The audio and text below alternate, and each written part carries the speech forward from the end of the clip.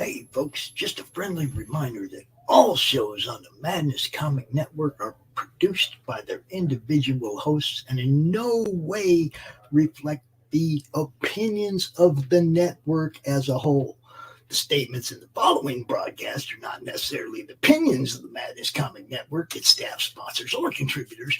This show is rated TVMA, as are all of them and all those other letters. Viewer discretion is highly advised, and, just do what Doc says. Read that again. Peace, everybody.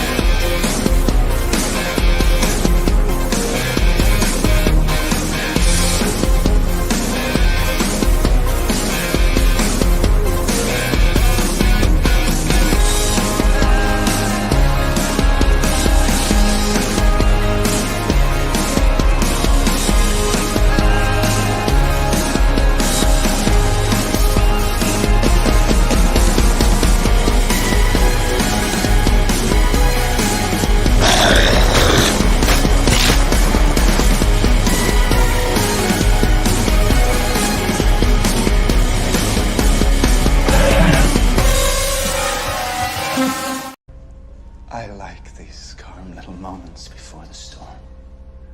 Money comes big, yeah. It's not small, no. Kiss my entire. Oh, my darling, not 3 times on the ceiling if you want me. Your coffee, sir. Thanks, beautiful. You're welcome. This is a man's world. So just sit right down, relax, open your ears real wide and say, give it to me straight, doctor, I can take it.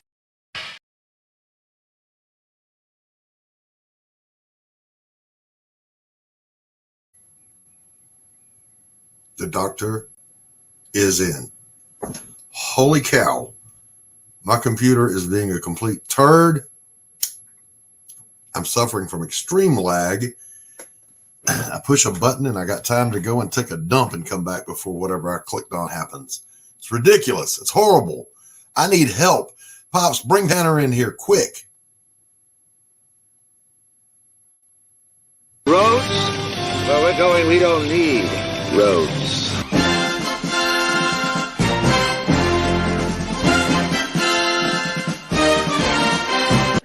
Gordon Shumway, nice to meet you. Interested in a new Buick? Nonsense.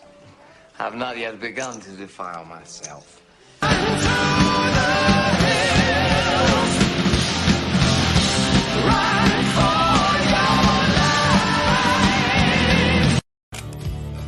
I'll make you famous. You need computer help and you ask for the dumbass tanker to help you? let me ask you, did your intro play smoothly for you? Were you able to hear the whole thing? Yeah, I heard it. Okay, mine was 2 seconds, chop, chop, chop, 1 second, chop, chop, chop, over. Oh, no. So I don't know what's going on with this brand new computer that I just got, but I need it to die. Ahoy, Abo. I'm trying to catch up on the chat here. Ahoy says, Abo Grizz. Hope all goes as smooth as a cappuccino on this lovely winter afternoon. It's a spring day here, baby. It is. Larry says, it's my brother's birthday today, so I don't join. I'll see how long I can stay. Need to do some guest servers today, too. Not too social as a person. And then he says, hi, Doc. Well, hello. Devil's there. Happy birthday to your brother. Sketchbook, how are you? Good to see everybody. I didn't say I was giving up cigarettes. I said I was slowing down on cigarettes. And I've been pretty successful at it. Like right before showtime, Tanner, I had a panic moment. I picked up my pack and it was empty. I was like, son of a bitch. I can't stream without smokes. So I had to run to the machine and make some cigarettes. And a fresh pot of coffee, and still got it all done. Hello, Nikki. Good to see you. Sketch, thank you. Yeah, I don't know why I'm experiencing it. Like I said, it's a new computer, and so far, it is absolutely inferior in every way to my old piece of shit. Well, that's not good. No. So as soon as the show's over, I'm taking it back down to the store and saying, "Hey, Chris, how's it going? Fix this shit." So Tanner, you were missed last week. I'm sorry. Yeah, that's the your fans downfalls of having kids. Your fans were demanding your presence. I think Carrie was extremely upset. So you're missed when you're not here. I'm sorry, because otherwise they got to look at me. You say that like it's a bad thing. It's your job. It's your job. You're here to be the eye candy.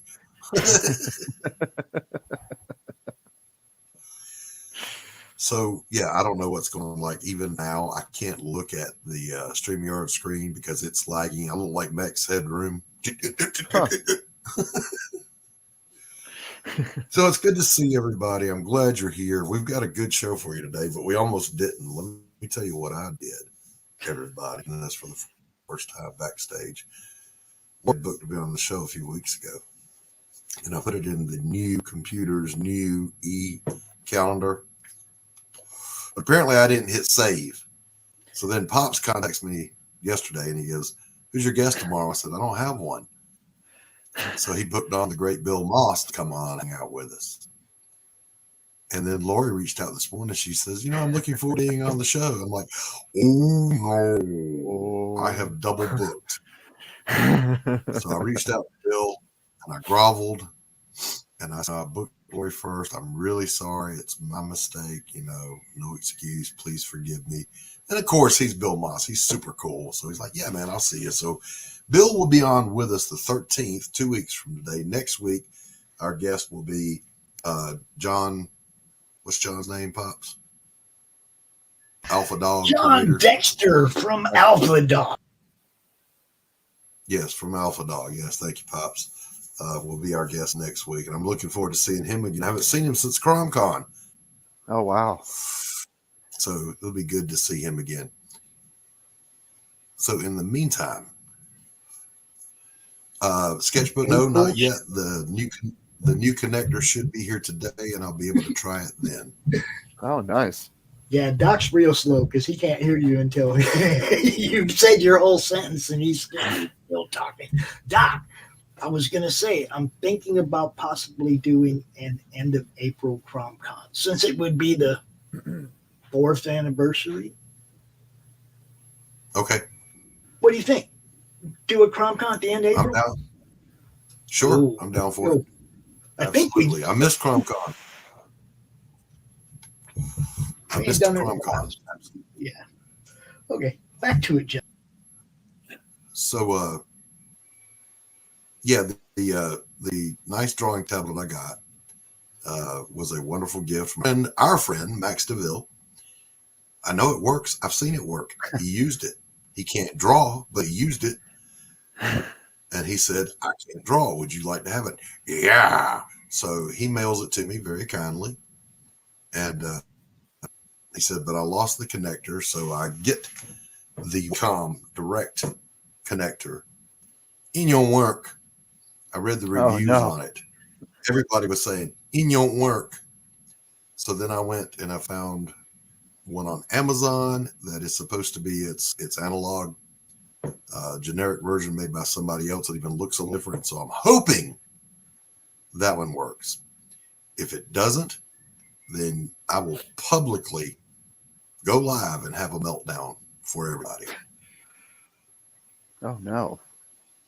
It's what I do. It's what I do. So anyway, it's that time of the show, Tanner. It's that time. It's time for, first of all, we're going to do a little thing called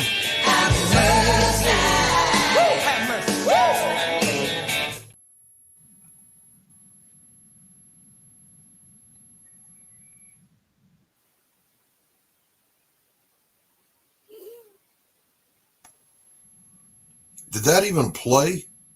Yeah, it played. Okay, we're going to pick our Babe Barista of the Week here. Our returning champion this week is our Ginger Barista. That's not our Ginger Barista. Look, are you pushing buttons? That's or a am Ginger I? Barista. Make up your mind, Doc. I'm sorry, Pops. Click away, sir. So our lovely returning Ginger. And our challengers this week are our brunette, who, by the way, is drinking coffee, so she gets extra points for that. Or our lovely blonde, who is looking at you and saying, would you please go make the coffee? And I don't like her already for that. But what are you going to do?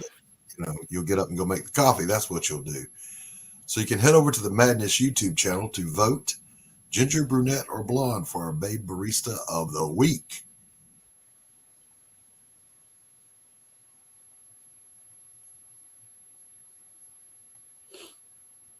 And again, the lag is killing me, guys. I'll just sip some coffee. That's what I'll do. I'm not clicking anything. My hands are right here, but I'm seeing all kinds of clicks go up and down. Yeah, I'm making sure everybody gets a good look at these girls. You see what I'm saying? That one's just okay. Yeah. Go vote. All right. So, Madness YouTube channel. Go vote. Head on over to the Madness YouTube channel and cast your vote for the Ginger, the brunette, or the blonde. You got to pick us a Babe Barista of the Week. It's my studio today, Tanner. You know how long I've waited to say that? Because I hate winter. This is like having a conversation on AOL dial-up. I swear to God. Oh man, that takes me back. Everything is lagging terribly. I don't know what to do about it other than, of course, the obvious. I will take the computer back to the shop and bitch about it. And then it'll plug up and it'll work fine. So here's a question for you, computer savvy people. I don't hear a fan whirring inside this thing. Is it overheating? Is that what's going on? Yeah, that could be. Yeah. Yeah, overheating is it's no joke. Yeah, if this guy put this thing together without a fan, we're going to have us a come to Jesus meeting when I get there. Because that is unsatisfactory. Hail, Mr. Big. Welcome, Wayne Klingman. Good to see you, sir. Big, how Hail, you doing? Stephen B. Stephen B., how are you? Good to see you. Gray Wolf Graphics. Gray W.D. Wolf. Smith. Hail, Redheads. I'm a little frightened by that attitude, but okay. We have reached that point in the show, though, where it's time for another meme review, Pops.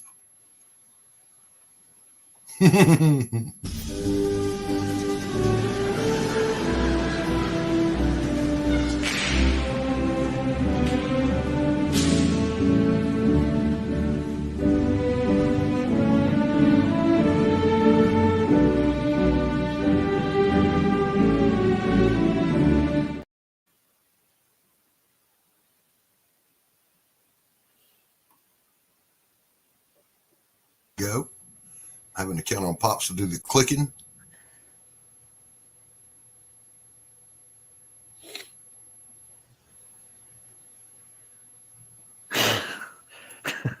Boxes of briefs, Joe. Depends. Laughing stock of the universe. Of course, when there's a knock on the door after posting anti-Biden memes.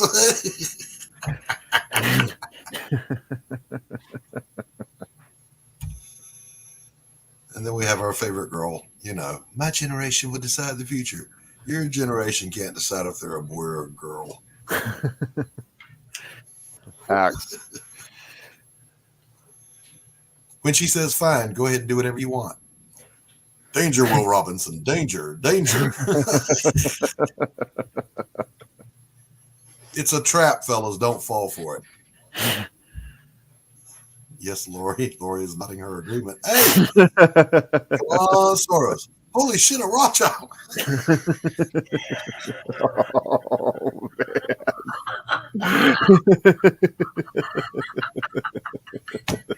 Oh, that one cracked me up. All righty then. Does Medusa have snakes for pubes? Oh, no.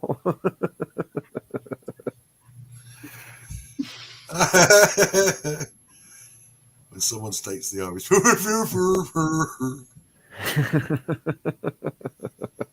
Last but not least, I saw this happen in real life, ladies and gentlemen. Nice. Oh, no, that has literally happened to me because I have that shirt. Yeah, I mean, yeah, I got one too.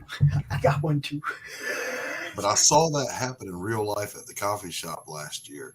Really? And I was like, oh my God, that just happened right in front of me. I mean, what are you going to do? What are you going to do? I literally had someone said, nice pride shirt. And I was like, what? You know? I was like, do you know who Pink Floyd is? Grey Wolf, I think it's no fan at all because I don't hear one turning in there. So yeah, you might not have a fan in there, and that's not good. Yeah. And one thing you can do, Doc. One thing you can do. There should be a vent at the back where the fan would be blowing out, or drawing cool air in, whichever way it's turned. Right. Yeah. Get you a little fan and like a desk fan and blow it at that vent. I'm just saying. I mean, my air conditioner window unit is right behind it. I could turn that on, but make it through the show. I'm talking about saving it so it doesn't burn up. Let me throw a little smoke back there and see what happens. Gives me a reason, like I need an excuse. Maybe it's liquid cooled. It's got a radiator.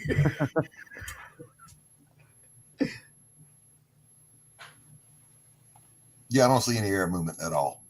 Yeah, I would turn your AC on and have it blowing some air in that thing, dude. I'll have to. Maybe it's nuclear. I'll have to switch over the headphones here. I just wanted to do it like pilot. Go ahead and do our great moments in comics history with Mr. Tanner. Really? Hold on. I got to find that one. Jeez, Doc's got me all working.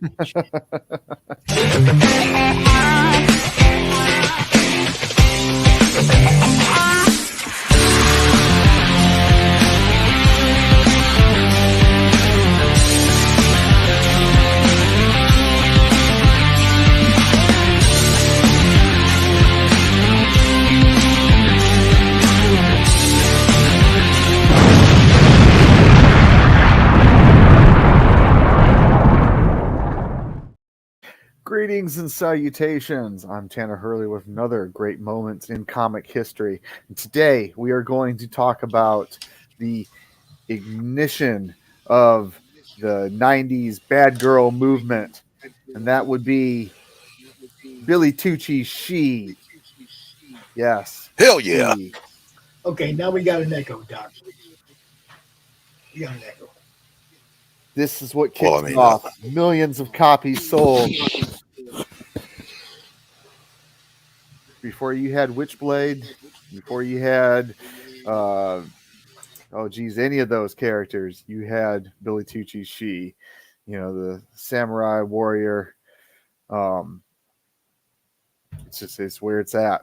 Okay. I would like to talk a little bit about this sketch that I got. So Billy Tucci, probably one of the finest people that I've met. But this is the first like real professional artist that I got to like really like talk to. And I remember I bought this book. Billy was busy. He was on the phone. And Deb, his wife, looks at me and she goes, "Well, would you like Billy to draw you a picture and sign it?" And I thought, he'll do that? And I was just in shock and awe. And I literally said that. He would do that? And she's like, yeah, that's what it is. Because he started the sketch cover movement. Before anyone else was doing it, he had these blank covers done up. So there I was, early, 99, 2000. I can't remember what year it was. Right before I signed up for the Air Force and everything. But yeah, he got off the phone. He comes over, shakes my hand. I was talking a little bit about She. He's like, "So you a big fan of She?" I was like, "Oh yeah, I have every issue," and I do. I have every issue, And he drew this beautiful cover for the tour book. And I've met Billy Tucci on multiple occasions. Saw him again when I was in the Army and recruiting. Went to the Motor City Con, and he's just as awesome as he's always been. Great character, great storyteller, just all around great guy. So if you don't have any of the She books, I highly recommend you pick them up. It's an amazing storyline. Anna is an amazing character with a lot of history and heritage deep rooted into the comic. You'll love it. Billy's done his work. So check it out. And I'm going to go out on a limb here and say Deborah is freaking awesome. So, Deb is amazing. Yeah, cool as hell. So you got to hang out, you got to talk to her at the con, and see, that's just as cool as getting to talk to Billy. It is because have you ever seen the interview that she did where the interviewer basically called She a bimbo? And Deb just like shotgun blaster, with all the reasons why the character is not a bimbo, and it's a great interview. It's just a great interview. It really is. It really I need to see that. Am I still echoing? Yeah, we can hear you just fine. Am I echoing? No. Are we echoing? No, it's gone. It's gone. Okay. Yeah, that's the lag of the computer switching from the cam mic to the headset mic. Wow. It's a nightmare. It's a nightmare. So this has been another great Moments with Tanner Hurley. As always, good stuff. Billy Tucci, great product, great story, great guy. Yeah, and great guy. Great wife. And a great wife. So without further ado, let's bring out this lady. Everybody was kung fu fighting. Those kids were fast as lightning. You gonna do something? Thumbs. One for each of you. You're an idiot. I love that one. What's up, everybody? Hey. What's up? The doctor was in, baby. I didn't bring my cigarette today. Sorry. The doctor is muted. Yeah. The doctor is confused. I am totally fighting. I'm totally fighting the lag. I feel like it's 1999 and I've got my V90 56K modem howling away in the background. Just gonna put Doc down there and take the show over. We'll get this done right. I double there. Love it. Laurie, good to see you. Good to see you. Thanks for having me on the show, guys. Oh, it's great to have you. Now, first and foremost, I am so sorry I missed your launch. I would much rather have been there than dealing with a family that came over and ate my food. They just crashed your house and raided your fridge? Yeah, I'm Southern. We have to feed everybody. If you come in the house, you're getting fed. Yeah. So it happened. And I would much rather have been on the launch. So, ladies and gentlemen, our guest here today is the mind behind Path of the Pale Rider. She is a writer, cinema photographer. Did I say that right? Yep. She is a blade wielding maniac, and she is the host of the Tuesday Morning Brew here on the network, and somehow has tapped into the universe where she gets guests on her show that would never deign to show up here in my crummy coffee shop. I'm cuter than you. I'm sorry. Yeah, well, this is true. This is true. Yeah, welcome. Can't argue with that. Right? So welcome, Laurie Calcaterra. Thank She comes in and insults me, and I welcome her. I love you anyway. She's gonna jump in front of a bus and pray for the best. I've done that. My car. Now, Laurie, would you like to share your screen so that you can scroll through and talk about what you wish to talk about? You guys want me to show off the Kickstarter? Yeah, absolutely. That would definitely be part of what we do. But like I said, I'd rather you were in control of it so that I'm not stumbling around trying to follow what you're talking about. You know what I mean? Chicken nuggets. Doc is capable. No. Doc, would you like to dive right into that? You want to play her trailer first? What would you like me to do, sir? No, I'm not touching another damn button. No, I said, what would you like me to do, sir? Well, let's absolutely play the trailer for it, and then let's take a look at it. All right, here you go, people.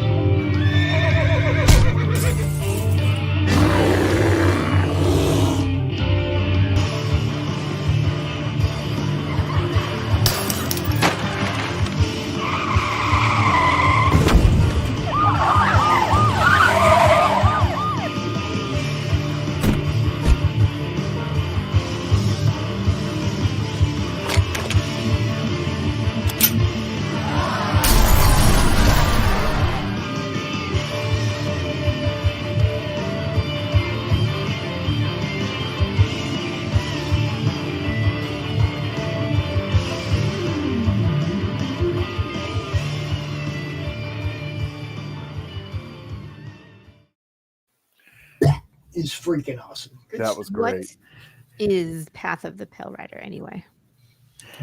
She has been hit by a bus. See? Have several times. And then I came back and I played that character that got hit by a truck. And then she just now was looking out the same eye that fell out. Yeah, that was a different one. It was me that got sucked into the story. There's a multiverse of Laurie, right? My ongoing joke is Laurie and her husband at the breakfast table. What are you doing today? Well, honey, I need you to shoot me, run over me with a car. Run me over, act me safe on me. That was like, because I've done a few things where I'm like, hey, I need you to like shove me off of a bar stool. And he was like, you're doing what? And I was like, I'm going to sit on Steven. I was like, I'm going to sit on a bar stool. I need you to like shove me off of the bar stool. He's like, what are you going to follow? I'm like, we have this giant bean bag that's like kind of like our crash pad. So it's off camera. But he like he shoves me off of things. He like pulls me out of frame when I'm screaming, and he's run me over with cars. That one's fun. I posted that, and both my parents were very concerned. It's movie magic. It's movie magic. Like, I'm not actually in danger, I promise. Perfectly safe, right? It is a fun conversation at the dinner table. Sometimes I'm like, oh, I'm gonna film tomorrow. I need you to like pull my chair out from underneath me, stuff like that. You know what I mean? He's just like, okay. Jesus Christ. He's really happy that he doesn't have to be on camera in this one. So I found actors for my 4th short film. But that's why it's taking so long, is because then you're dealing with other people and their schedules and filming time and getting all the extras and costuming and lighting and all of that, right? Outdoor shots, drone shots. Like we have a ton of stuff that we're working on. And I think we're about 80% filmed. So wow. Yeah. But I still have a ton of editing to do. A ton. Ooh. So, Laurie, you launched your campaign and you funded before you even launched it. It happened so fast. Let's bring up the campaign. We hung out for an hour and then we ended the live stream, and then the next hour it funded. So thank you, Devil's Lair. Yes, he did. Well, he actually did the cool thing. So we have a hybrid campaign. So you can back on Kickstarter for the United States, but I don't ship internationally. But ASAP Imagination is printing my books, and they're in the UK. So if you're a Canadian or international backer, you can get a physical book. You just have to get it through their website. So it's all going to go at the same time. So that's what Devil's Lair did today. He was actually the first one to go onto the website and pre-order a copy. Oh, very nice. Very nice. Yeah. Oh, that's awesome. That's how you do it. Thank you, Devil's Lair. Yes, thank you. All right, let's bring up that campaign and give it a look. Sure. Yeah. It's right here. Now, the video is right. the same as what we just watched, so we don't have to watch This funded in 2 hours and 15 minutes. Mm-hmm. It was like, I told Laurie, I said, oh, you go to bed, it'll be funded in the morning. It was like, no, it was funded like 10 minutes after I said that. I was like, dude, we need like one more backer to push us over. And then it's just like, I was like, okay, they went right away. And I was like, cool. That's awesome. Like now we just get Thank you, everybody who backed it. All 44 of you. Appreciate you. Yeah. One of the keys to that, Laurie, if I'm not mistaken, is not only do you make a great product, you've got yourself a nice fan base following you. I do, and they're so wonderful because they're all tuned into my social media. So if you watch my campaigns, I usually get, I don't know, 75 pre-launch followers. It's not a lot, but I'll typically get 140 backers. Right, but now you have to take into account that all those people already have your books. Hey, Luke. Trades are a bit of a Luke, niche. how you doing? You know, so if you got 44 people getting your trade, I want to know after it's all over, Laurie, I want you to let me know how many of the people were return backers who already had your floppies who were going for the trade as well, and how many just came around for the trade. I'd really like to know that breakdown. Yeah, it's super interesting. And this is my first trade, so it's like I have no idea how it's going to go. But I put a ton of stuff in here to kind of entice people to come back. So one of the things that we did in this one, because you guys know that our issue number 1 was released in black and white. And it has been reprinted in black and white. So if you purchase it from me or online, digital download, whatever, it's the black and white version.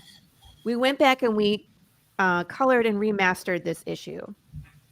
So if you want to see issue 1 in color for the very first time, this is where you get it in the trade paperback. Nice. Very nice. So Matt Chambers, who is our colorist, went back and did that. So it's pretty cohesive. So every issue is now in color as opposed to like 1 being black and white, 2, 3, and 4 in color. We wanted that to be seen how we intended it to be seen, which is, of course, in full color. I did go back and re-letter it as well because issue 1 was the first time I had lettered anything. And, of course, you grow as you learn. And I found my stride with issue number 2. So I went back, and changed issue 1, re-lettered it so that it matches the style that's in 2, 3, and 4. So, again, that's cohesive instead of slightly different. It'll take you out of the story, which is what we don't want. We want you to see the story, hence the video, right? So, and the good thing about you doing your lettering, Laurie, is that as the writer, you can you're free to edit on the fly if you feel like it. And that's why I wanted to do it. I could have hired someone. Yeah. But it just made sense. You know what I mean? Because a lot of times I'll get pages back from Marco and it's like, okay, 1, I have way too much dialogue. 2, he's showing you what I'm trying to say half the time. So I don't need to put as much because the art shows it. And 3, it's like either that or it just doesn't fit anymore. So I have to reword things, make it work. So instead of having to ask a letterer to change things 4,000 times, I just do it myself. So right? Exactly. I mean, how cool is that, though, right? If you can, Yeah. That's awesome. if you're a writer and you teach yourself to letter, I mean, holy cow, man, what a boon that is to making your book as good as you can make it. Yes. So, I mean, I don't know what you guys want me to show here. It's the story, but if you go shopping around and here, let's walk through. What you want? Let's walk through the tiers real quick, and then we'll come back and take a look at the body of the campaign here. And I'm going to step away for a moment and refresh my coffee since the lag is so terrible. I feel so bad for talking over each other. So, okay. So, of course, we have a PDF tier. So, if you are looking for a lower dollar amount, or you just want to watch it on your tablet or read it on your phone, wherever you are, this is perfect. It has all the same content in a digital form. So $15 gets you all 4 plus the bonus material. And we just unlocked our first stretch goal, which is a PDF bundle. And that's going to continue to grow as we go. I did that a little differently, but I'll talk about that when we get down there. But you also get the additional PDFs from other indie creators as well with this digital trade bag. So $15. $25 is the trade itself. If you just want that, and I could ship it to anywhere in the U.S., there you go. Trade paper. We got 13 people in there. Trade in pinup. Here's our lovely lady. We're calling her Lola, and she'll sign it and kiss it for you. I don't know. She don't got no lips no more, but that'll be fun. This is drawn and colored by Gilbert Perez, who is a fabulous artist who you will probably be seeing more of in the future.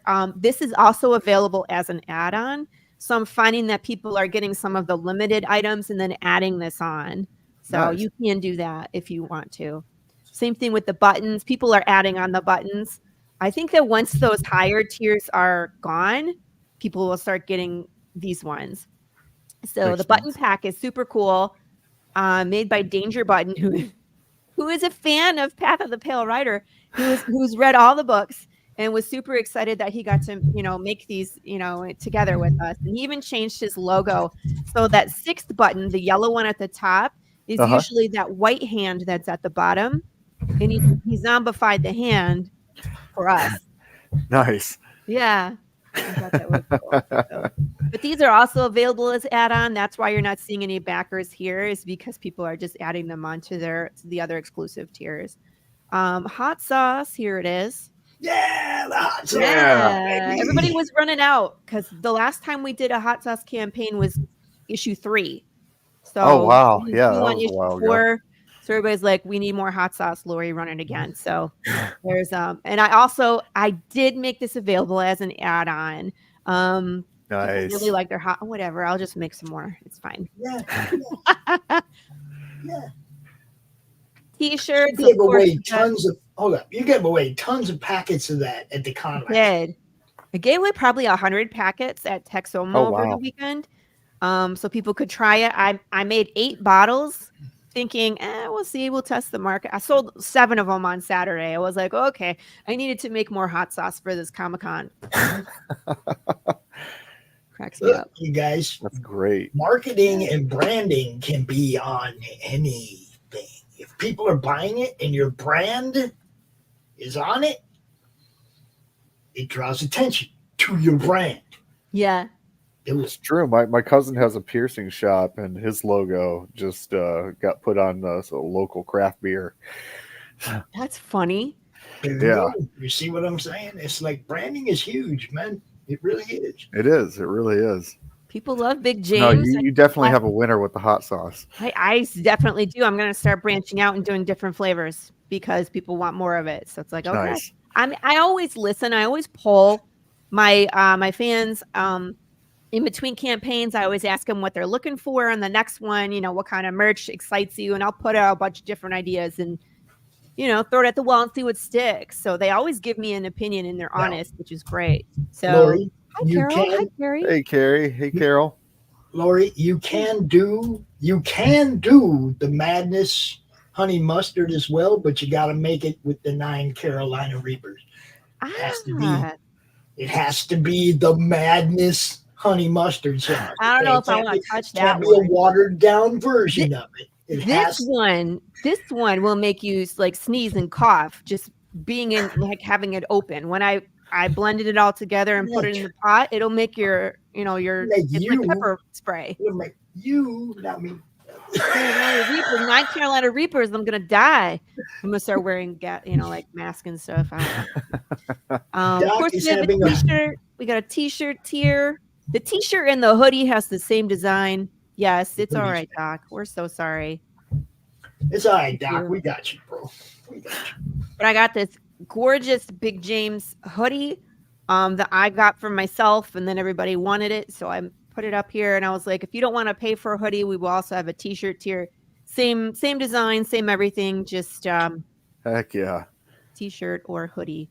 These really excite me, and I'm surprised there's nobody here yet.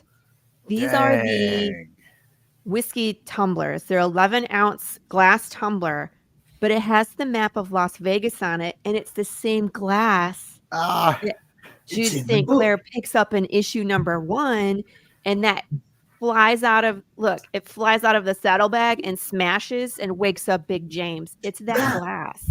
I mean, that's part of the that's story. awesome. That glass is part of book 1. And is that etched into the glass? Yes. Yeah. Yeah. Oh, that's beautiful. Yeah, they're gorgeous. But again, I allowed these for add-ons, so people are putting them in the back end instead of in this category. So it's interesting, you know what I mean, to see which way people go and pick their merch. So a lot of times they're getting the stuff that they like. Okay, so this one and the plushie, these are super limited, right? So there's 5 on this tier of these plushies, and I have one right here. They're about 11 inches, so they're about yay big. Oh yeah, it's a good size. They're super squishy, and that they're beautiful. I love them. So I made 5 of those available at the $70, and then I have like a kitchen sink tier that you get 1 of each, so there's 5 available there as well. But 4 of them on this one are gone. Carrie wants me to show you something, Laurie. What's that? Oh, the eyeball. That's a crocheted eyeball. That's What? yarn. It looks That's great. A crocheted eyeball. That's yarn. That's amazing, Carrie. I want one. Consequences. And I get the reference there. I like you? it. Okay. My fandom likes to yell consequences, chicken nuggets, and have like eyeballs pop out at each other. Fun stuff. So there's 1 left on this tier of this plushie, and then there's 1 left of these. These I'm hand making, Tanner. I literally print the paper, cut it to size, sew it together, glue it. I cut the chipboard, glue it to the book cloth. I print the cover in iron out. It's on iron on HTV. It's vinyl. Dang. And then I iron everything together, glue it all together. And I'm making different colors. So I've already started. I'm working on 3 new ones today where people got to, yes, I can say that I inspired you to make an eyeball. That's hilarious. Well, people get to pick the color of the skull. And then I'm painting the edge of the paper to match the skull and the binding on the inside. So whatever thread I'm using matches the color of the skull. So this is the black one. There's a red one that's been claimed, a purple one, a white one, a blue one. And there's 2 more people that I got to talk to find out what color they want. Yeah, Pops claimed this one. Was like, and you know what else I'm about to claim? Carrie, I want that fucking eyeball. No. Sorry, I gotta ask. Like, do you sleep? Do you get any sleep? Not this week, I'll tell you that much. You are just like there's been more than on once. The spot. You're getting her done. There's been more than once when I've had to tell her go to bed. Yeah, there was one. Pops was like, "What are you doing awake?" And I was like, "Oh, I can put the phone out." I'm actually in bed just scrolling. He's like, "Go to sleep." All right. She'll post something. I'll be like, "That's way past your bedtime. Go to bed." These books take me about a day. I'm getting quicker because I'm doing like the same step for all three at the same time. Like I printed out all the HTV at the same time and cut all the chipboard at the same time. You know what I mean? It just slows. The gluing is the long part because you have to glue and then you have to wait for everything to dry. So between glues, it's like, okay, go find something else to do. But that's what it's like. I'll trim paper and make the text blocks in between while things are gluing. So I get that. Glue and paint are like the worst, having to wait for it to watching dry. paint dry. You're like, are you done yet? But these are super cool. I'm having a lot of fun with these. It's the full-on trade paperback in black and white. It's mini. And then it comes along with another trade paperback as the real one. You know what I mean? So you'll be able to read it in color and get all the bonus material and stuff. And the mini is just the 4 issues in mini. So that's awesome. Mm-hmm. So if you weren't here and already, so if you weren't here and already backed it on Monday, go back it.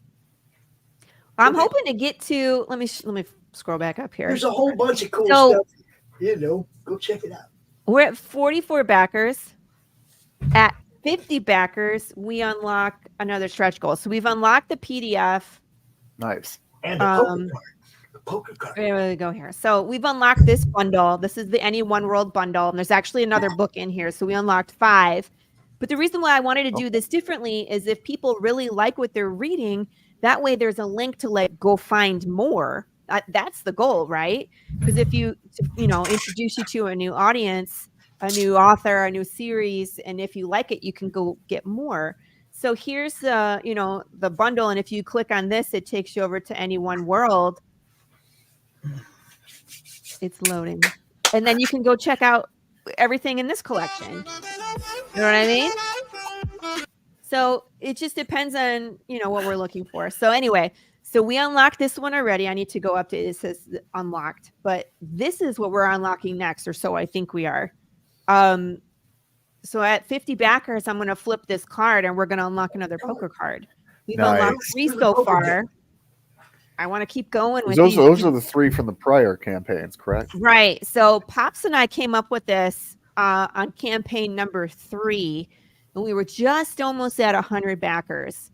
So we didn't unlock one at 50 at that campaign. So on it, I think I had 120 backers on the 3rd campaign. So we unlocked 1 card, and then we unlocked the Ace of Hearts and the 10 of Hearts on the 4th campaign because I had 140 backers. We didn't quite get to 3 cards. So we can definitely unlock a couple more cards on this. What is the plan to get to issue 52 and then you have a whole deck? Hopefully we'll get there before issue 52. No, we're gonna get there. I mean, because even if you cut it in half, it's like what 20. You know what I mean? It's like we're gonna get there before issue. I don't even have 52 issues. Good Lord. We want the whole deck. So we want the whole deck, and then there's an inverse deck. So this one's the white background. There's a black background as well. And I'm going to do boxes and just really cool stuff. So. Nice. Mm-hmm. So there's a whole plan. Yes. I was being, tongue in cheek here, but there's a greater plan than I thought. Some of the characters. It was like, we got to do the whole deck. It wasn't even a question of just. No, it was like, we're going to do a whole deck. And we're just because the backs there are beautiful. I mean, that's gorgeous. Yeah. Yeah. David Rodriguez. The artist on that one, and I used him quite a bit to do variant art, and he did the interiors of our Choose Your Own Adventure book and nice stuff like that. So yes, he does some really cool jumping in and saying stuff that turns into cool stuff. Mm-hmm. I mean, I love being part of what everybody's doing, but when they take an idea I have or something and they incorporate it into what they're doing, that fucking means so much to me, guys. You don't even know. It's amazing. So cool. So I got a bunch here. I went up to 200, and I figured that was far enough. I don't know if we'll unlock all of them or not, and that's fine. We'll unlock however many we unlock, right? That's awesome. When we get to 3,000, I have these really cool. They're 3D printed wooden PLA keychains that I make myself. It's a little disc that they wear on their chest out of wood, and it has this really nice black hardware. So I'll probably need to make some more. I gotta ask, how do you make it out of wood? Yeah, is there like a machine that just cuts it out, or No, it's 3D printed. So you get a spool of this. PLA is plastic, but it has like a wood powder or something in it. So then it just goes through the machine and it builds it like it normally would, but it has this like wooden texture and feel to it. It's not gonna have wood grain, but it's definitely wood when you feel it. It's neat. Okay. Really cool. That Something is different. awesome. Yeah. That is different. 3,500. We're gonna open up the slice and dice. So light some things on fire, I think. Yeah, yeah, Billy. Look, Stephen B. You know you need this. Well, he drew St. Clair on one of his drawstrings, and it was awesome. Oh, that's awesome. I know. I was like, if you tap into our world, it's like you'd enjoy this. Of course, come along. Well, now's the good time because you get all 4 issues at once. Trade. You get the trade paperback, so you'll get caught up in the story in one fell swoop.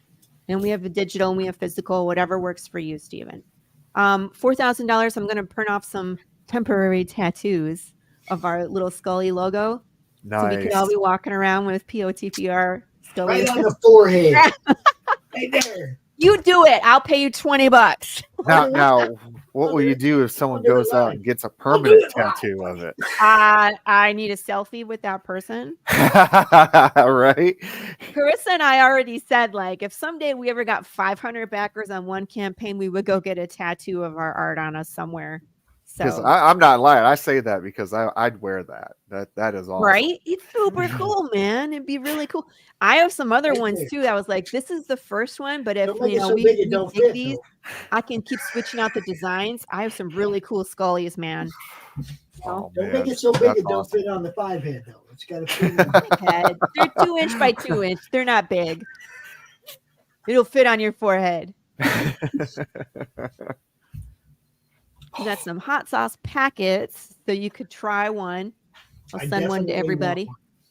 Oh, it's kind of like the eyeballs. Yes, I do. What do you call it? Like Taco Bell size. Yeah, right? they're like Taco Bell size. They're a little bit bigger, actually. Oh, I pulled the image for like a ketchup packet, but they're a little bit bigger. They take like a teaspoon of hot sauce in the packet, but they have my little POTPR logo on it, and there's a QR code on the back that takes you to the website, whatever. But they're cute and they're fun. The first one, I really want one though, because man, that was badass. I'm talking about your eyeballs, man, your eyeballs. Yeah, I want it. You get the first one, but she's gonna make it one too. I was like, we're gonna fight, Pops. As long as I get one too. Look, no eyeball comes by itself. It has to be a pair. So you get one, I get one. That's cool. It's at least one eyeball that fell out. It's just one. But the other one's gonna fall out eventually. I'll catch it. You ain't right. Thank you. Thank you It's very gonna much. fall out eventually. No, Dang, the Ellie. reason I say that is because other people are going to go, I want one, and you're going to have to pay Carrie to make about 50 of them freaking things, and I'm going to have one of the first ones ever made. I'll tell you what, if people want these, I'll pay Carrie to make some. You see? People going to want them. As soon as People we want, start my showing fans them, want weird stuff, man. They want Big James everything. They want chicken nugget stuff now. They want Even though Ellie's that has eyeball. Yeah. nothing to do with the story at all. They want chicken nuggets. Hold Chicken on. I nuggets want and you to hot go all sauce, the way you know? back to the first campaign when you were giving away a box of bones. What did you expect? That was the second campaign. Yeah. Okay. Like Well, what did you expect? Yeah, that was that was weird. And I had so much fun making those, and I was so impressed that there's people brave enough, because I usually have like a secret reward. I don't have one on this campaign because the trade paperback, so it's different. But Yeah. I have 2 planned out for the next 2 campaigns of what I'm doing for the secret rewards, and they're super cool. But I like what I'm doing because they That's so like cool. change in price, and they change it, you know what I mean, just depending on what I'm making. But they're always handmade by me. It's not something you could ever buy in a store or sometimes even dream of, like that box of bones. Yeah. And of course, I we mean, have that's the the nice short thing about it. They get something unique, you know.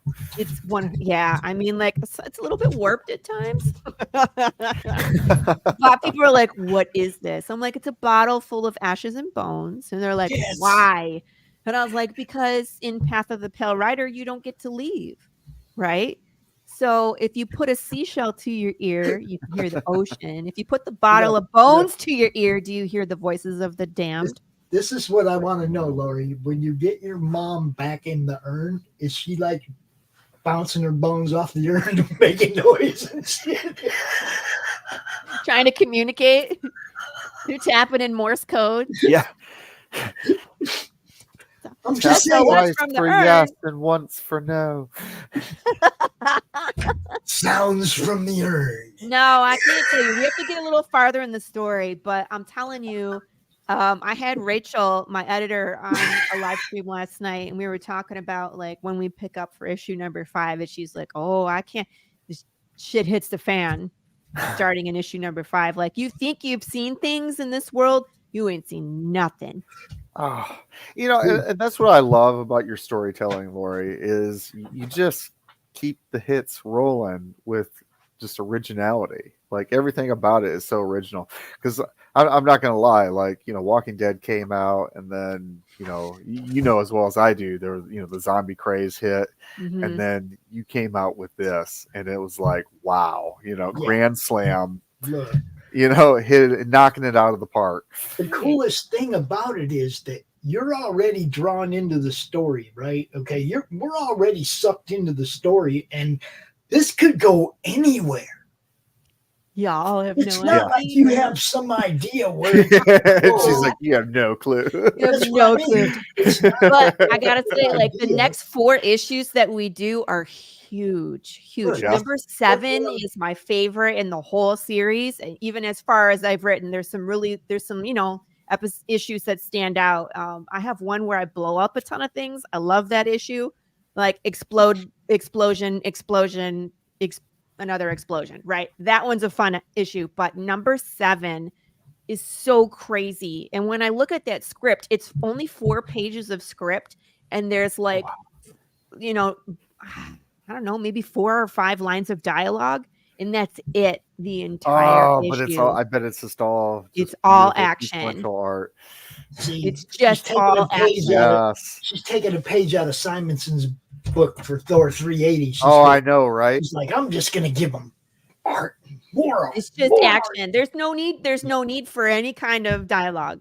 Laurie, what is your inspiration for you know, For this? situations like that? What do you mean for situations when there's no dialogue? Yeah. Like, did you come across that in previous books that you'd seen, or you know, other writers that influenced you?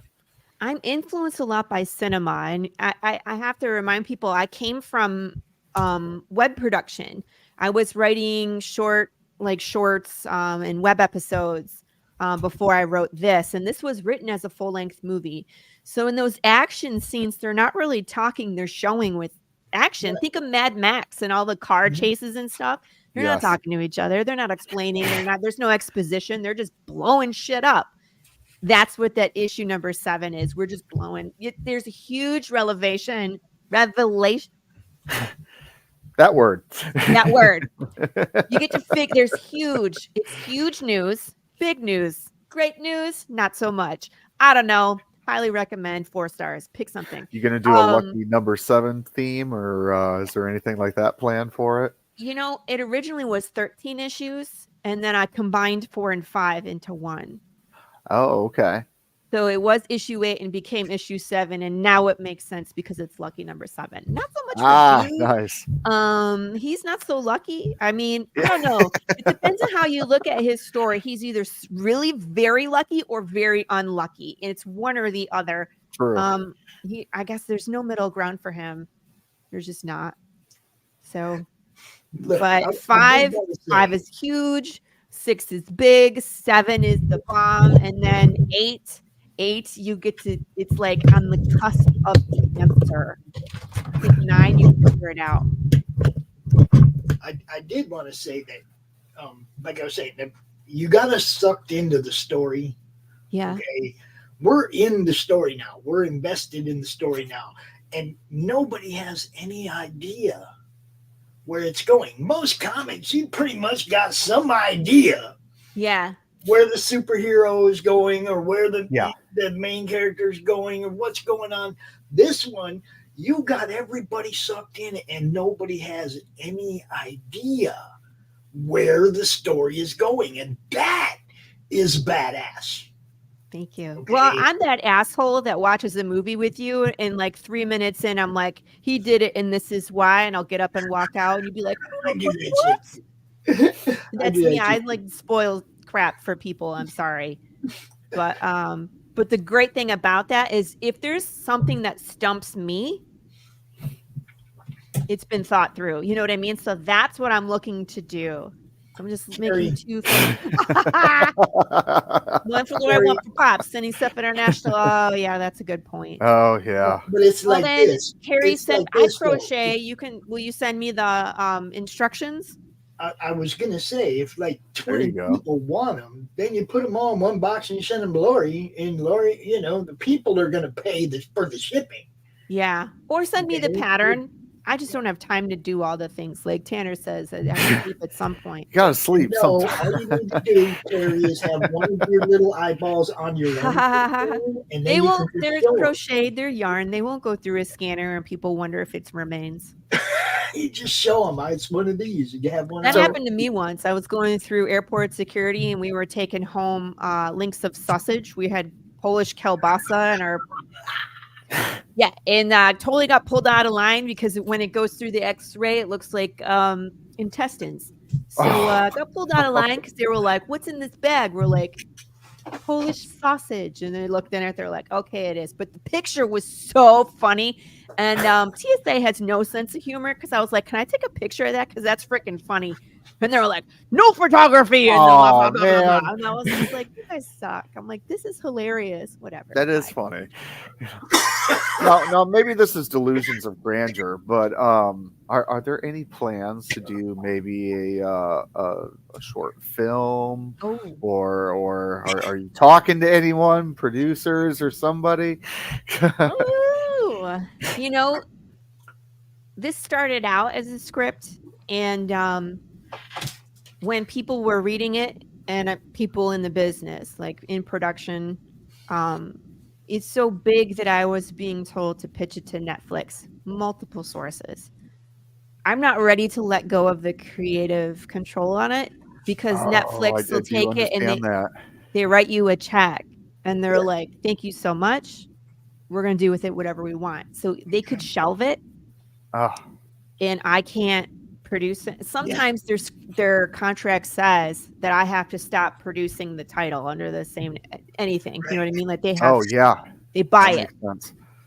And other times they just change everything that they want to. So they can change the characters, they could change the outcome, they could change whatever. Now, they don't know what the outcome is. Well, I mean, if they had the whole script, they would.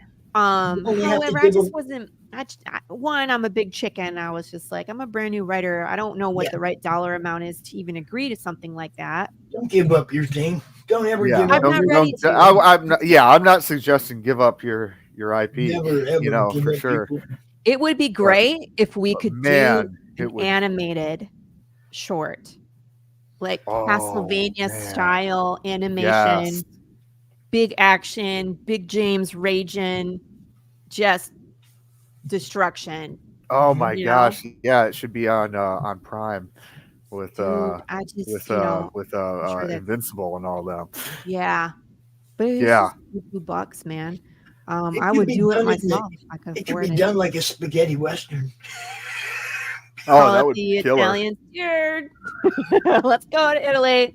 Gonna film Oh this. man, a cross between Japanese anime and a spaghetti western would be epic. That would be epic.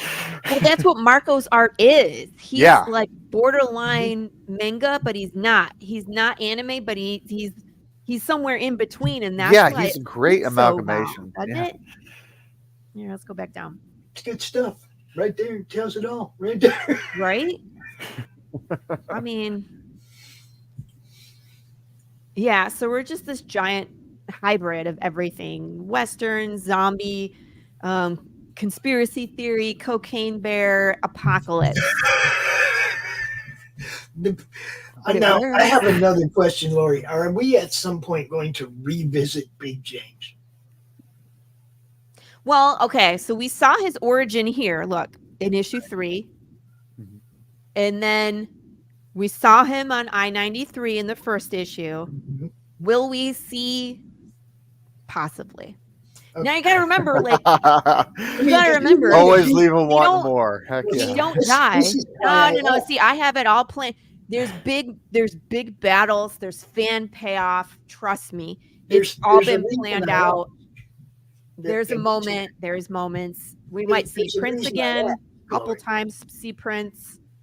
There's a reason I ask, and that's because you've built a persona, a branding issue with Big James. You can use him, and it'd be a shame for him not to come back again, because you have invested a lot in Big James. You all have to know what broke Death first. Okay? Yeah. Once we get through that, things change drastically. And then all of this takes on a new perspective, because you're seeing things through Jude St. Clair's point of view. Even in like issue number 4, when you're seeing these riots and you're seeing this chaos, there's another layer to it. And I kind of allude to it with that Viper. That's what we'll call him at the end in this scene. There's someone there pulling strings, and at the very end you see his face, but you don't know, is he alive, is he undead, what is he? And Jude has this moment where he doesn't say, who's that guy? He said, what is that thing? There's something going on here, and I'll show you. But once we get there, that's when everything, you're gonna go back and look at the scene and be like, oh god damn, that's different. It's everything is different than what I read it as. Spoilers. So there's things that you'll have to go back into the continuity, and it'll expand your understanding of what happened. Okay. Yes, like you're seeing a glimpse into some of these characters that are coming later in the story. The Viper shows up again. Lola shows up again. You know what I mean? Like I'm giving you glimpses of some of these characters that are like the main character in their own story and have this really, really interesting arc. But you're seeing them from Jude St. Clair's point of view. And so when he runs into them again and they've changed, but this scene specifically in those riots is very important. How Jude sees it, how Lola sees it, and then what's actually going on there. There's a lot of layers to it. And you'll know. I will tell you everything. I'll tell you all the things, just not yet. Now you said 13 issues, correct? For the it's 12. We moved it to 12. Oh, okay. So 12 issues. Is that just the first story arc? Or okay, so there is plans to do more. Yes. Okay. Well, I'm not gonna. I mean, that would be so mean, Tanner. If I was like, "This is the meaning." Look at all this crazy, and then I'll be like, "The end." Yeah, that would be right. There's like I said, because the story just seems so huge, so I had to ask. It was like, does it just cut off, or No. Okay, so there's like if we were talking about a full length movie, 1 through 12 is the first movie, and like what we're kind of doing, breaking it up into issues 1 through 4 is like act 1 of the movie, and then 5, 6, 7, 8 you have big moments, but it's like act 2, and then act 3 you find out the answer to what broke Death, and we kind of wrap it up nicely, but it leads right into the second arc. Second arc is another 12 issues. I don't know, we might change up the method, and I was talking with Marco about this, because 12 publishers these days don't like to do any more than 6 issues. Really? And why is that? Yeah, the comic industry's been ruined by the reboot. The reason why they don't want to do that is because one, artist writer teams break up, right? Okay. So it's if you make it 6 issues, you're like more likely to have the same team through all 6. Plus, they are highly invested in having all 6 be done as fast as possible, because then they can do the trade paperback or graphic novel, and that's where they're making the big bucks because the art's already done. So I could technically take my issues, and instead of having like 6, it'd be like 1 and 2 is 1 issue, 3 and 4 is 1 issue. So instead of saying 12, there could be 6. You know what I mean? It's just formatting. It's just like issue 1 would be 40 pages as opposed to 24. Well, and now you got me thinking more questions. So are you planning on changing up the creative team anytime soon, or is Marco on board to like for the long haul? There's no plans to change any of the team, but again, it just depends on what life holds. Okay. Marco works on multiple projects besides Uh-huh. Path of the Pale Rider. He went to Kansas City School of Art. He graduated in 2020, and his instructor was Kyle Strom. Oh, I mean, like, he's done Spread, he does Twig. He's active, and Marco's class that graduated, several of them are already working for Marvel and DC. So would I be surprised that Marco got picked up by another publisher on something? I would not. Would I be sad? Absolutely. Would I be, sad because we're losing our man? Yes. But would Path of the Pale Rider stop? Oh, yeah. No, I we would don't just see have you to laying find down someone and else. quitting. Right. There is no intention to quit. I mean, like, I love Marco. I want him to stay a part of it, part of this as long as possible. But, if you get a chance to go to the big leagues, you go. Yeah, no, and I totally get that. But like, I talk about in great moments and stuff like that, I talk about great runs of, creators, which is, something that, like you mentioned is kind of a thing of the past, so I think that that's really neat that, you're trying to keep the same creative team for as long as you possibly can. Because it shows, I think, the greatness of an artist or a writer, or both, honestly, when you have both sets, doing a Chris Claremont, John Byrne kind of thing. Yeah. And it speaks to the project that everybody is passionate and wants to be a part of it. Now, are there any plans to try to, because you talked about publishers, so you're self-publishing, right? Well, I was involved with Charter Comics for the floppies. ASAP Imagination is printing the trade paperbacks. We pitched to Dark Horse and Image and Scout. I mean, we always pitch, but again, if you're not hearing anything back, you wait 3 months and you pitch again. There's just, they get 800 pitches a day at Image. Sure, but nothing this good, I can imagine. You never know. You never know seriously, what they're I'm looking just for. gonna put it out there. Shame on appreciate that. Image and shame on Dark Horse if they haven't picked this up yet. This is I one of appreciate those things Thank that Image does, though. They do go past 6 issues. This is past better 12. than half the stuff that Image is No, doing. I mean, that's the the thing that's format. cracking me up about it. Hold up. I'm talking It about cracks the me up format. too, but it's like either you have to know somebody or you have to get lucky that the person at the intake desk actually reads what you're sending them, because if they're getting 800 a day, it might be like, no, zombies, no, zombies. But it's like until you read the pitch. I mean, they almost made that mistake once, Pops. Keep talking about the format. The format fits with Image's stuff. They don't cut you off at 6 issues. They don't cut you off at 12. They have ones that have gone forever, right? Yeah, look how many sagas there are. Look how many Walking Deads there are. Look how many Black Science and Invincible, and this fits with them. This story even is this laid kind of out reminds into me of the Black Label from, or not Black Label, but the Legends line of Dark Horse stuff. We pitched to Dark Horse. It's right up there with Hellboy. Yeah, it's every bit as epic as all of those titles that came out. But again, it's like, what do you do to get their attention? Is it continually produce on a time frame? Is it have a bigger social media presence? Is it finish? Are they looking for you to finish the arc and then they pick you up. I don't know. I don't know what it is that they want from me because no one communicates back to me. See what I mean? Oh, that's because terrible. if they were like, hey, if you did 6 issues instead of 12, Hold up. Image said no to me 8 times. Find out who he was myself. talking, Laurie. Find out who he was talking to, and send your stuff to them because obviously they responded to him. Yeah, They just have the submissions email, but I don't hear That's what I'm anything. This saying. is what I don't understand. Is people like I get a decline letter. I'm like I have yet to get a decline letter.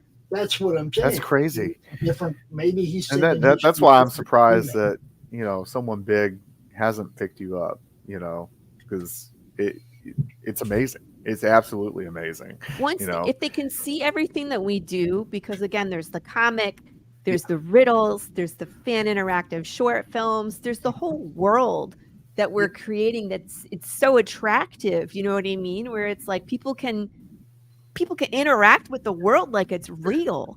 Nobody's doing that. And I think that's the secret to your success, honestly, is everything that you do, everything from branding, everything from, the riddles, the movies, the videos, and that's why I asked some of the questions that I asked earlier, because it's like, well, is someone going to make a bigger production, video awesome for you? Are you planning on doing it, indie style? I didn't know. I mean, it would be so great, I but I mean, like, it takes us about $4,000 to produce an issue, art-wise, and then of course there's print and merch and ship and da da da. Can you imagine if we were like, we would love a short film for 7 minutes? It would probably cost $100,000. Wow. Yeah, have you thought about kickstarting that?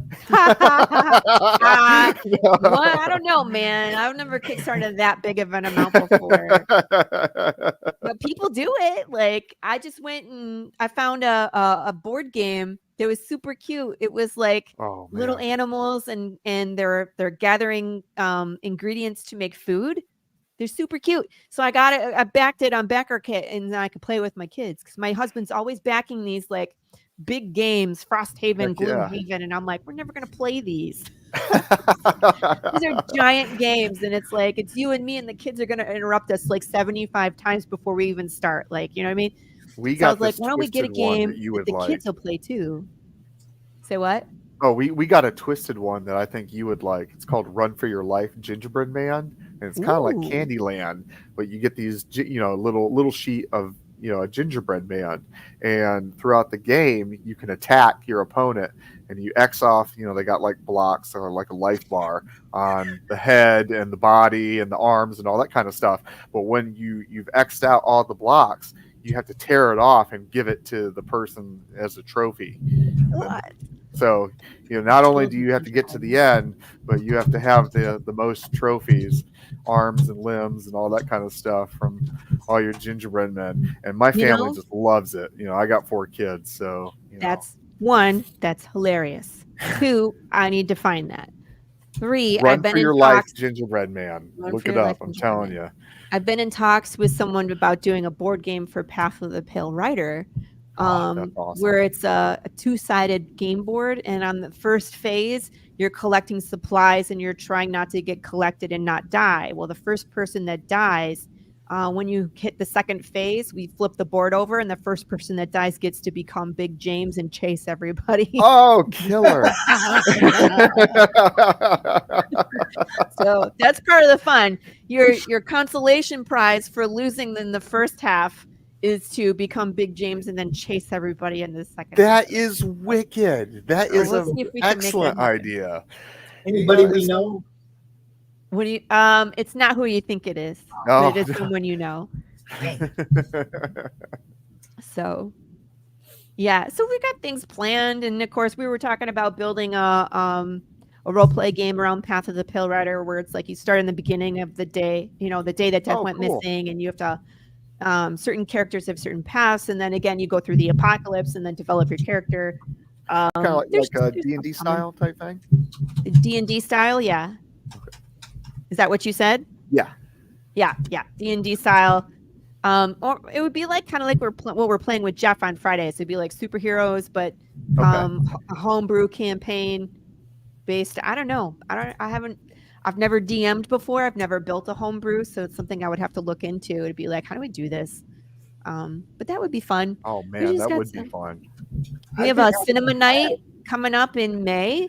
So when we finish our 4th short film, it's going to play in London at a cinema. I'm excited for that. Man, that's awesome. So we got lots of moving parts. But first thing we need to do is get to 50 backers so we can. Absolutely. I want to show you guys what poker card this is because it's super funny. It's one of the Jokers. Oh, cool. Mm-hmm. So that's all I can say about that. I was wondering what was going to happen with the Jokers. Oh, you'll see. I mean, you can probably guess, but don't say it out loud. You probably have a good idea of who belongs on that Joker card. Well, I know a few people that belong on that Joker card. No, I mean, based out of my world, goofball. Yeah. Even in your world, I know a few people that belong. Well, it's not Big James, I'll tell you that much. There is a Big James card, but I haven't unleashed it yet, and it's not the Joker card. Is he dancing on the table? Yes. Yes. Yeah. So that's what's coming. I was like, come on, I want to flip that one over. And then we're going to continue working on the Hearts suit because we can hopefully get some more of those because we have like the 10 of Hearts, the King of Hearts, the Ace of Hearts. So we can do some more number cards and get those out. But once we're finished with the Ace, the Hearts suit, then we can start working on some other ones. I don't think I have all of the characters. We haven't gotten to all the characters in the Heart suit. So like the Queen of Hearts, we haven't gotten to them yet. So I can't release that one yet. You know what I mean? So we'll have to wait. We'll have to do another suit and start releasing some of those as we go. Okay. Actually, you should save the 4 queens for the end. The 4 queens? Mm-hmm. Maybe. Save them all for the last 4 cards released. Interesting. Well, this one for sure we're keeping until the end. The Queen of Hearts will be like the last one. So think of 3 more cool queens and save all. Oh, well, I mean, one of them, yeah, I know which ones they are. One of them where the character design comes in next issue. So, and you've already seen the character, but you haven't seen them in their like superhero glow up. So, superhero glow up. You know what I mean? Like you see them and then they become like Iron Man. It's like you see him in his like. Let's say the movie Iron Man, where Robert Downey Jr. is in the desert, and you see him in his first Iron Man suit, but then he like builds it and tests it, and it's like finally its thing. It's his like superhero moment, right? When Spider-Man gets his real suit, stuff like that. Exactly. I get you know what I mean? So we've seen this character in the story, but they get their like glow up in the next issue. That's awesome. And of course, to me, that means they're gory and beautiful and half decayed. So, yeah. I was trying to get Doc to put my undead hooker, as he called her, into the thing. He wouldn't do it. He was like, gross. I'm like, come on, man. I can show it now. Doc's not here. Speaking of the babes, you got to go over to the Madness YouTube channel to vote on the babes. Where's my little battery? Yeah, that right. Great. Got to go to Madness YouTube channel to vote on the babes, and you have the returning champion, our ginger girl. All right. Got brunette, which I'm sorry, guys, that's just. And then there's Doc always finds one with their butt in the air. I don't know how he does it, but he does it every week. It's usually the blonde. I don't know why, but there you have it, folks. There they are. Go over to the Madness YouTube network. Here, I'm going to forward this to you, Pops. And yeah, you can also vote in the chat if you'd like. Oh, here we go. Look, guys. Thanks. Bill, you so much. Bill is in the chat. Look, Doc told me he didn't have a guest. I'm like, yo, Bill, you want to go on Doc's show tomorrow? Bill's like, sure. I set up the show this morning. Doc says, he forgot about me. So, Bill, look, y'all, there's the Nira X campaign as well. We're going to have Bill out here on the 13th. We're going to talk about this campaign, but you don't got to wait till then to back it. right Oh after. yeah, get out there and check I was it gonna out. say, Bill, you should have come on the show and taken Doc's spot. We could have. Yeah, seriously. Like, No, I did invite him to come out, and he said he's away from his. He's not near his setup. He said, but he popped in the chat, say hi, and we appreciate you, Bill, and we will get you back out here. You guys know. Yep, big fan, Bill. I use this as my my mouse pad. See what happens. See? what happened? So we will definitely have Bill out 2 weeks from today. Mark that shit on your calendar because it's gonna be a good show. Bill, almost to $8,000 over there on Nira X, dude. 7,900 on Nira X right now. Go check it out, guys. Blow it up. And I did find my copies of Nira X #1. Like the original ones from like Eternity or Entity from Dark Seas #1 from the last campaign. Okay. I couldn't find them. I had misplaced them, right? So the #2 campaign comes out. So I go ahead and bang it and I put the ad on for #1. As soon as I do that, I find my copies #1. You know, that's how it works. So anyway, yes, go check that one out, dude. Good stuff. I love all you guys, man. Everything you guys are doing. Bill, you got to check these out too, man. Because Path of the Pale Rider, yeah, this is one of the things you're going to be able to follow for a long time. It's not like a one and done. It's not going to disappear next month, next year, next 5 years. Yeah, this one's going to keep going and going and going. So we like the ones we can get behind that we know aren't going away, right? Too stubborn to quit. Okay, I got to show this for Laurie. Okay, this is Laurie's. She wants to add this to the Babe Barista. He's a ginger. Well, the ginger's the returning champion. He can't be. I know. It could have been like special edition just for today. But Laurie wants everybody to see her addition to the Babe Barista of the Week poll. Doc so here you go. It's Zombie Girl. She's just a little stinky. I didn't want to. I was like, why? He was like, it's gross. I was like, she's beautiful. What are you talking about? She's just a little stinky. She's just a little stinky, but she can still remember your name. So. Well, I mean, that's a good thing. I don't have a sense of smell. So. Smash or nah? That's what I want. I only laugh because I came up with this thing. So during campaign, I'm doing grim questions. So I have a little Grim Reaper, and he asked the question. Like yesterday's question was, "Would you eat a burger if the meat was still moving?" And today's grim question was, "Smash or nah? What would you do?" She can remember your name. She's only a little bit stinky. Smash or no? He said no. Good thing we're not monetized. Lots more grim questions coming. Don't you worry. That's wonderful. Look, I answered both questions, I think. Did you answer today's? Were you in the madness? Wherever you posted it. I know it gets posted everywhere. So I may not have answered the question, but I made a comment. Like McDonald's. Yeah.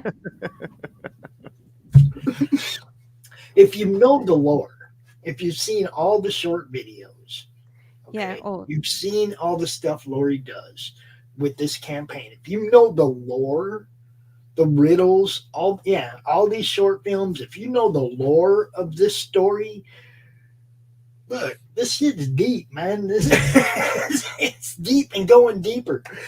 It's a rabbit hole all of its own. Mm-hmm.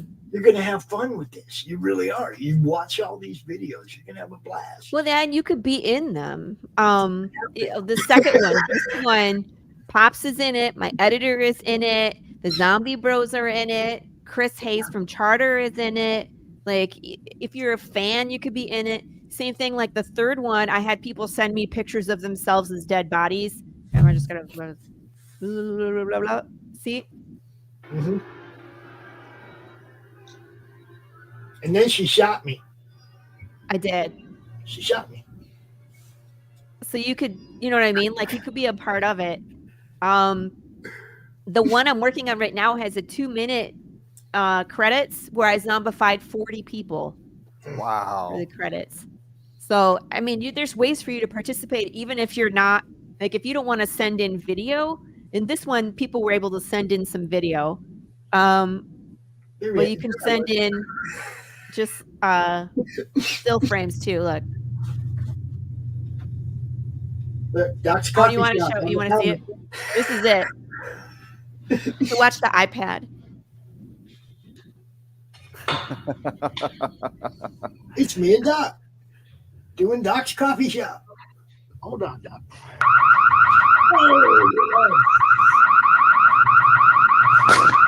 Oh, I got shot.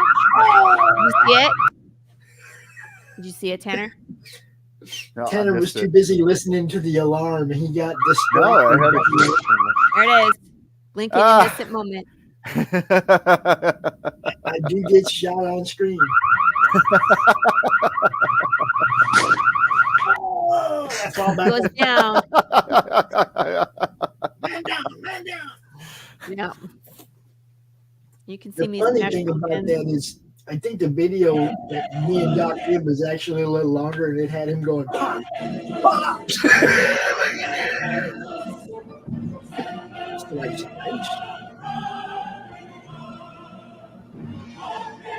is the one we tried to light on fire and it wouldn't work. Yep.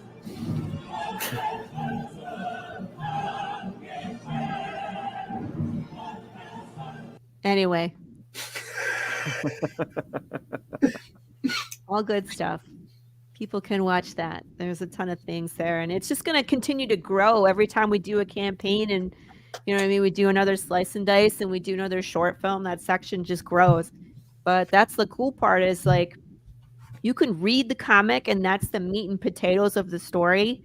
You can do the riddles and interact with the world like it's real, like get stuff in your mailbox when you solve a riddle, find hidden videos on YouTube, unlock phone numbers to call that are working phone numbers, and you get to interact with the world. I have things planned, right, for multiple issues down the line. And then the short films, you can either be in them or watch them, and it explains more about the world and how it works. Because a lot of times in the issues, we're seeing Jude St. Clair's story, but as things are developing, there's things happening across the country that you don't get to see because it's not happening to Jude, you know, or like issues that happen in his life, but we don't have enough pages to dive in. Like what happens to a family when one of their family member is undead? They die, and then what happens next? Right? Where do they go? How do they act? You know, what if the house is in their name? Right? How do the kids act? Like what happened? How do the neighbors treat them? Like all of that. Yeah. Like, and they start losing their memory and they start to stink and they start to just act out. How does a family deal with that? So that's what we're working on now in our short film. So you get like a more in depth about the world and how it works with these short films. So it's just, you know, you choose your level of involvement. That's awesome. Mm-hmm. There you have it, people. I think this is about the time Doc usually. I was going to say we should probably start to wrap this up a little bit. Sorry, man, Laurie, can't thank you enough. Thanks for having me on. Oh, make sure I'll send Doc a message and say thank you too. Poor guy, he's such a bummer. Yeah, he'd be all right. Look, people, if you watch this on the replay, go check out Path of the Pale Rider, the trade paperback. If you aren't a floppy guy and you were waiting for the trade to come out, here's the first one. Mm-hmm. Go get it. Trade, you know. I mean, get the digital copy if you want a digital copy. Mm-hmm. You know, there's a way to get involved, and you know, get involved. I say. Yep, it's good stuff, guys. It really is. A bunch of bonus material too. So issue 1 in color. There's additional journal entries from Jude St. Clair that have never been released. There's all the variant covers. There's parts of the script, and there's a map of the apocalypse via Jude St. Clair. So there's a bunch of stuff. It's 148 pages total. I mean, pretty much a straight remastering from what you were telling us. Yeah. All I want is the map. No, I'm kidding. A lot of people are super excited about the map. It's basically like Jude has like a paper map and he's been drawing on it, and he'll tell you which cities are still there, and you might get a clue on where he's going. See, that's what I'm talking about. I'm reading Lord of the Rings again right now. Are you? Yes, like a bunch of times. Like a bunch of times. Like, I don't want to read about how this tree is beautiful for 4 pages. Yeah, I never could get into Tolkien. If you've learned how to read, you know how to go past over description, right? You just read the story, right? But I read it over and over because it is a great story. Okay. It is. And it's like, I'm just having a blast. But one of the things that it was one of the first books I ever read that had a map at the beginning. Mm-hmm. So every time you got someplace in the book and they mentioned the name of any place, you were back at the map looking to see if that place was there, right? Yeah. We page back to the map. Oh, there's Weathertop. Oh, there's Bree. Oh, the next 3 places they were that didn't show up on the map at all. You're like, oh, come on, Toking. Yeah, where are you in your journey, right? Yeah, I mean, this book is a major influence to me. Look how thick this bad boy is, by the way. But they do such a good job because there's a lot of moving parts about how the world works. Because it's basically like if the Civil War didn't happen and the United States got broken up into different factions, but they go through like, look, they have black and white parts. They have a timeline. They have parts of the script. You know what I mean? Like then they have different maps depending on which section of the United States. Like this is Armistice. This is the Kingdom, which is New Orleans. The nation, the Emperor. So this is like because it's far away, but they have like a map where they are in the United States and like their alignment and their history, and it has a picture of like some of the stuff that they wear. Like there's still a Confederacy, there's the Union, like they have it all broken down. Like this was super cool and helpful when you read the story, right? So I was like, I need to do something like that. But since everything is kind of like Jude St. Clair's journal, it made sense to do the map like it was an old school paper map, you know, and then he was just writing on it because he takes notes. So makes sense. I like it. I like it. Not that he can't just go to any old beat up, dead, half destroyed gas station and maybe find a map laying on the ground, but that's what he does. But then he keeps notes on it, so he wants his version. You know what I mean? Because it's like not only is it's part of his journal now, so it's not just a map. It has like history on it. Like he's been searching for answers to a lot of the conspiracy theories that he's been looking into. And so there's notes on there, you know, like what alignment some cities are. Are they friendly to undead? Are they not? Are they undead cities where if you're alive, they kill you? You know, there's some communities in this world where they just pretend nothing has happened. Like it's like Fallout, you know what I mean? Like you go to this white picket fence and you're like, what is going on here? And it's like the apocalypse never happened. There's just all sorts of different things that we have not seen yet in the story, and we're getting there. So, that's awesome. I like that. Look, that majority mob rules thing, people. Mob rules. Okay, in a situation like this, your little small town, as soon as the dead outnumber the living, what happened? Will be dead. You're gonna see some things in 5. I love this story. I'm just they fight back. You know, and then I have cults. I have cults built into the world too. Talking about that, yeah. We're building prophecies slowly. So like there's prophecy about Jude St. Clair in this world. You don't know it yet. So spoilers. Later.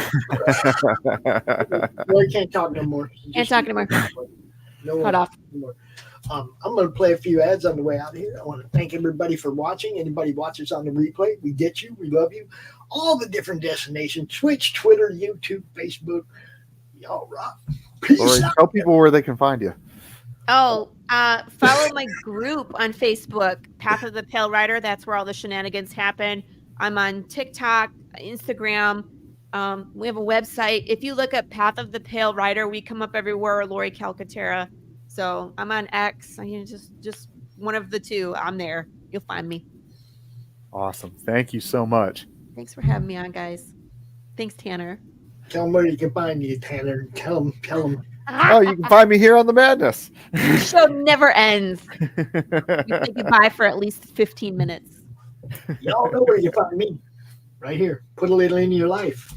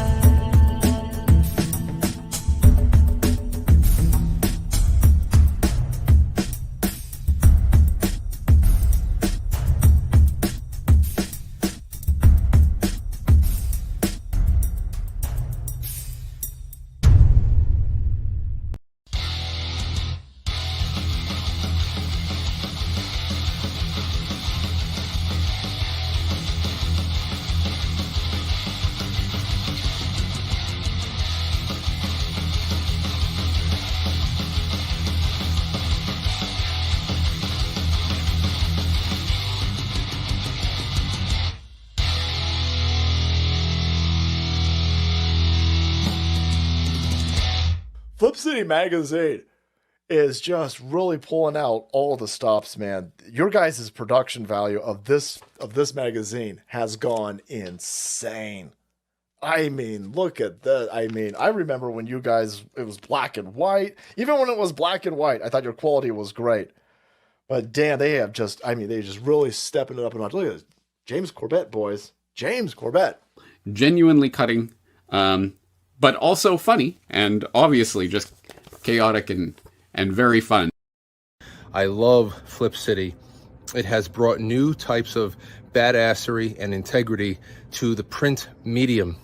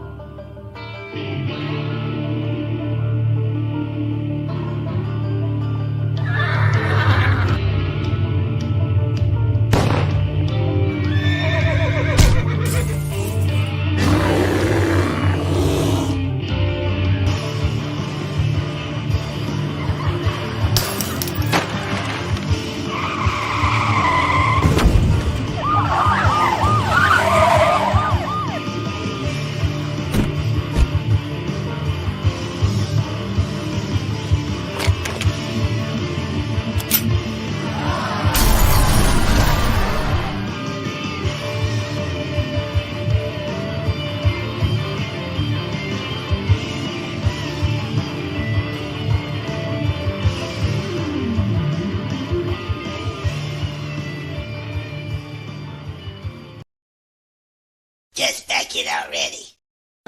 Look, I don't mean to be rude, but I'm tired of talking to you. And don't think it hasn't been a little slice of heaven, because it hasn't. Well, what do you know? I finally got the last word.